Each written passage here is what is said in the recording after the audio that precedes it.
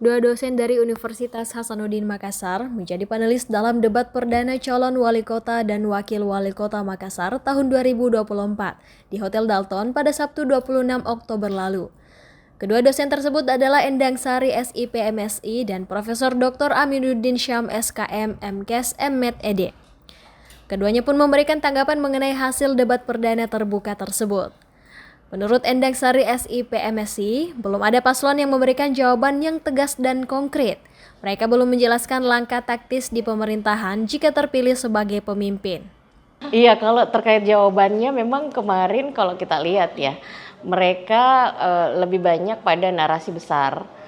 Kemudian kita tidak melihat, saya pribadi tidak melihat ada yang kemudian bisa sangat menguasai pertanyaan dan kemudian bisa menjelaskan langkah taktis seperti apa yang akan mereka lakukan di pemerintahan yang akan mereka pimpin nantinya. Jadi kalau kita lihat kemarin banyak yang belum menyentuh secara substansi apa sebenarnya yang menjadi inti dari pertanyaan. Misalnya bagaimana mengurai, bagaimana tentang reformasi birokrasi dalam hal pengadaan barang. Kemudian kita belum mendapatkan jawaban yang detail dan tegas akan seperti apa mereka menjawab hal-hal persoalan tentang peluang korupsi dan hal-hal seperti itu. Harusnya kan kita dengarkan komitmen yang tegas di situ. Kemudian bagaimana mengurai persoalan-persoalan kota. Persoalan-persoalan kota seperti kemacetan, persoalan kota tentang transportasi atau persoalan kota tentang pedestrian misalnya. Kita belum mendengarkan jawaban yang kemudian efektif dan kemudian tajam untuk membedah persoalan tersebut ya. Iya, jadi solusi konkretnya belum terasa. Dosen ilmu politik Unhas ini pun menyayangkan jika dalam debat tersebut para paslon masih berbekal catatan dalam memberikan jawaban.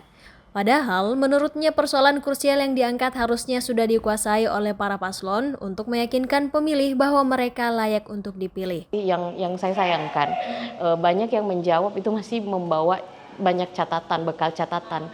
Seharusnya isu-isu krusial seperti itu sudah di luar kepala bagi para calon, karena ya bagaimanapun mereka berani untuk maju, berarti mereka harusnya meyakinkan kita pemilih bahwa mereka pantas untuk memimpin Makassar.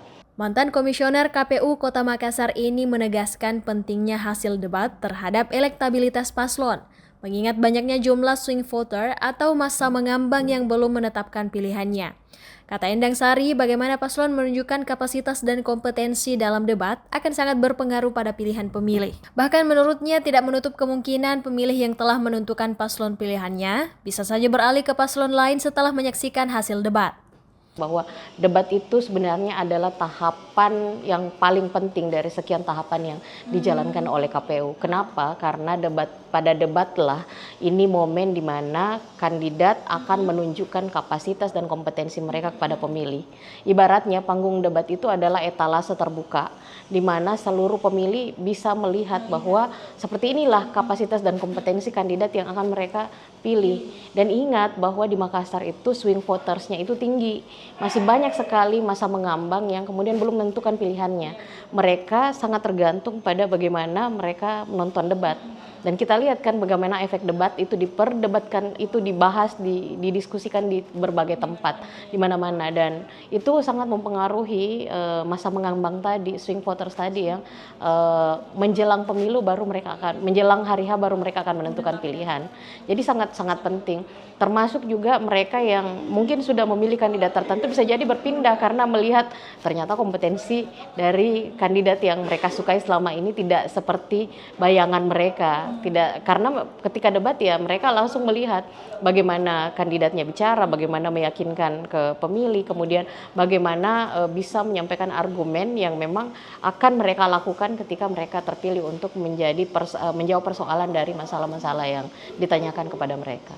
Lain halnya dengan Profesor Aminuddin Syam, Guru Besar Fakultas Kesehatan Masyarakat yang telah menjadi panelis dalam beberapa debat pilkada bahkan debat pilpres ini, menilai secara umum dinamika debat yang telah ia saksikan sangatlah dinamis.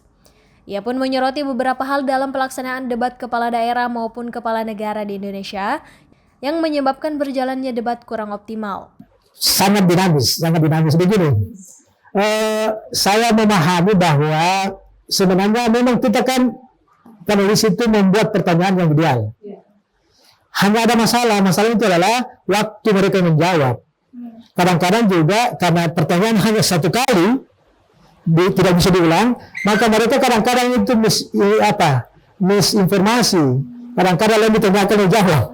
Karena itu mungkin dia gugup atau apalah di depan siapa juga kalau di depan itu yang begitu banyak orang yang tidak gugup.